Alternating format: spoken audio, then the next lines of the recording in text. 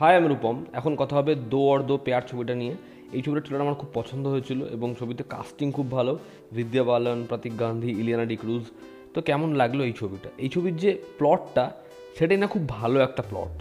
যে এখানে husband wife, তাদের মধ্যে সম্পর্কে একটা বড় ব্যারিয়ার তৈরি হয়েছে এবং দুজনেই দুটো অ্যাফেয়ারে জড়িয়েছে এবং দুজনেই দুজনের পার্টনারের সাথে সেটা কনফেস করবে, সেটা নিয়ে আলোচনা করবে এবং সেই সময় দুজন দুজনের কাছে চলে আসছে। তো এবার কি হবে?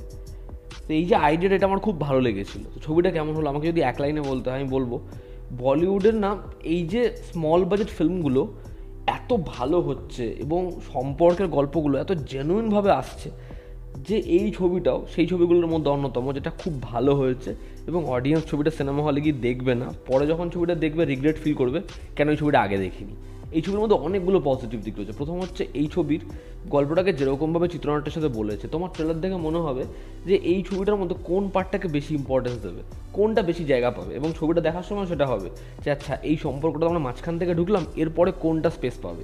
কিন্তু যেটাকেই তারা স্পেস দিয়েছে সেটাকে না খুব সুন্দর করে সময় নিয়ে আস্তে আস্তে দেখিয়েছে। এবং যখন প্রতীক গান্ধী এবং বিদ্যা বালানের পোর্শনটা আসে, যেখান থেকে দুজনের আবার পুরোনো সময়টা বাঁচা শুরু হয়, সেটা অদ্ভুত, সেটা খুব সুন্দর, যত্ন নিয়ে করা। এবং সেখানে যে হিউমারের পোর্শনগুলো রয়েছে, 12 বছরের একটা সম্পর্ক, তারপরেও কত কিছু অজানা অচেনা, সেগুলো যখন উঠে উঠে আসে, এবং সেখানে ইলিয়ানা ডিক্রুজের একটা ছোটো ছোটো পাঞ্চ লাইন, হিউমারের যে পোর্শন, কমেডির যে জায়গাগুলো, সেগুলো খুব ভালো।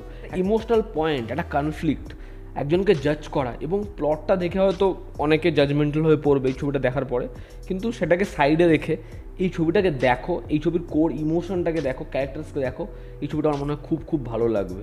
ছবিতে পারফর্মাররা প্রত্যেকে খুব ভালো কাজ করেছে। বিদ্যা বালান এবং প্রতীক গান্ধী দারুণ, জাস্ট দারুণ।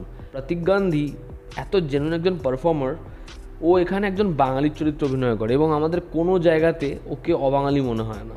বিদ্যা বালান খুব ভালো লাগে তাকে, দুজনের কেমিস্ট্রি দারুণ। এবং দুজনের যখন ওই স্কুটি করে যাওয়ার পোর্শন, বা দুজনে যখন দুজনের সাথে কনফেস করছে, ঝগড়া করছে, ওই জায়গাটায় তুমি দুজনের থেকে চোখ সরাতে পারবে না, এরকম দুজনের কোঅর্ডিনেশন। এবং যদি ইলিয়ানার কথা বলি, তার জায়গাটা একটু কম, বাট তাও ভালো, সে কাজ করছে এবং তার ক্যারেক্টারটাও মানে ঠিক আছে, মজা লাগে তাকে দেখলে।